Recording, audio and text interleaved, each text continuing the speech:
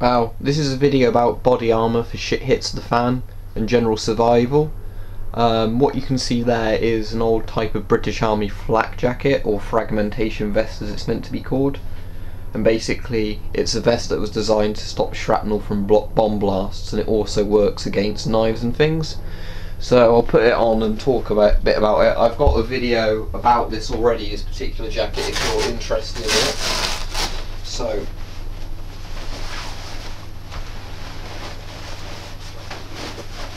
as you can see, it's quite thick.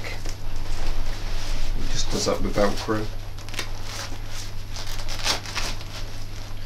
So what I'm going to be talking about is body armour for shit hits the fan, and is it a good or a bad thing? Now you can look at it both ways, because body armour is going to give you more protection, but obviously it weighs a lot and it restricts movement and things. And a lot of people claim that body armour, if you wore it in a situation without rule of law or something, it will make you a more sort of visible target. Well, it certainly makes you more visible, because obviously it's quite bulky, and not all of these have camouflage patterns on them, body armours. But a lot of other people would say that, you know, if somebody's potentially going to do you harm when they see you in a flak jacket or body armour or Kevlar or whatever, they will be more inclined to attack you because they think it's worth money or whatever. So there's obviously that side to it. So you get two primary types of body armour. Stab proofs like flak jackets and police sort of stab proofs and things like that, and bullet proofs, which are normally made out of Kevlar. And in both types of jackets you get, you know, variations on that. And there are companies that are trying to combine the two, but from what I've heard there's not been too much success on that, and obviously they'll probably be very expensive when they come out, and maybe for sort of military or police market only. So this being a flak jacket is basically a stab proof, and it doesn't do much else. Now in theory this can be stabbed through, but it'd be very difficult, because if you laid the jacket out flat and you know, hit it as hard as you could with a knife, I'm sure you could get it through just about. But if you're wearing it, then you're a moving target, and obviously against the body as well, it sort of bends more than it would if you laid it out on a bench. It pretty much is stab proof, and these jackets like this can sort of take crossbow rounds, they can take air rifle rounds, and they'd be able to take shot, I would imagine, sort of bird shot or whatever, at 30 yards and probably stop it. However, it would be no good at close or medium range against rifle bullets. They would just tear through it. That's where Kevlar's different. Well, to give you some background, this is a flak jacket, or most flak jackets used to. A lot of them use trauma plates now, which are like metal, essentially metal or Kevlar plates. But a lot of the old flak jackets like this one use something called ballistic nylon. And ballistic nylon is essentially a synthetic type of nylon compacted very tightly together and forming lots of layers. So if you've ever shot at a phone book or tried to stab through a phone book, you know how hard it is to stab through one. And that's basically, it works a similar way to that. It's lots of layers compressed tightly together, so it offers a lot of resistance to shrapnel and knives. Now Kevlar is basically a synthetic material. I'm not sure exactly how it works, so obviously I won't embarrass myself going into too much detail, but I believe it works somehow like beads woven into, like glass beads woven into a material, and it essentially stops bullets, or attempts to stop bullets.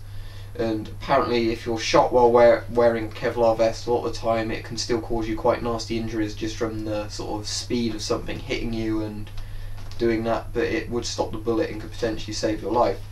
So they're the two main kinds of body armour you get in a shit hits the fan scenario. Now, would I recommend this? Yes and no. I think body armour depends completely on your environment, and I did a video really ages ago on my channel about urban sort of gear, urban survival gear, and I recommended this jacket for that, because I think if you're in an urban area where it was very likely that you might be, you know, encountering rabid dogs, somebody might try and knife you or something, a jacket like this would potentially save your life. And as I said, it will stop air rifles and some crossbow bolts. So potentially this is very good for something like that. Now if you were in a rural area, I don't think the jacket would offer much advantage. makes your fall more obvious if you're trying to camouflage yourself, and in a rural area you're more likely to be encountering people with, I guess, shotguns with slugs or rifle rounds, and that would mean that the jacket is essentially useless. Now, if it was Kevlar, I could get the point of it there, but in general, hiding yourself is a much more viable option when the shit hits the fan than actually, you know, trying to be a Rambo or whatever. But yeah, that's just my thoughts on it. These are great jackets, by the way, and if you were looking for something really in any country to, because in most countries at least, I think in Australia, in certain parts of Australia it's banned, but stab-proof jackets like these, flak jackets, are a very cheap way of having a stab-proof jacket if ever you needed one. And even in England, where they've done a lot to sort of limit self-defence, it is not illegal to have a flak jacket or a stab-proof. And you know, if somebody breaks into your house and you're able to put one on, a stab-proof is probably a good idea. And of course, this is quite warm, so it's actually a nice winter jacket to wear, and obviously has the advantage that, you know, it might potentially save your life if somebody tried to stab you, but obviously I don't really wear it around with that in mind. But yeah. Oh, another thing to note is shouldering a weapon with this. This particular model is quite good because it has these like plastic shoulder pads on, so a rifle stock essentially gets locked in place, so you can sort of aim with it.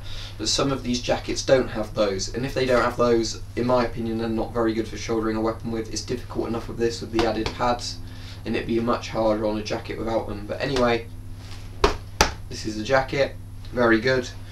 Also absorbs a lot of basically blunt force. You don't really feel it very much, and it doesn't really do you any damage. Well, thanks for watching. That's just my thoughts on it anyway, and yeah, these jackets are quite good. Anyway, thanks for watching.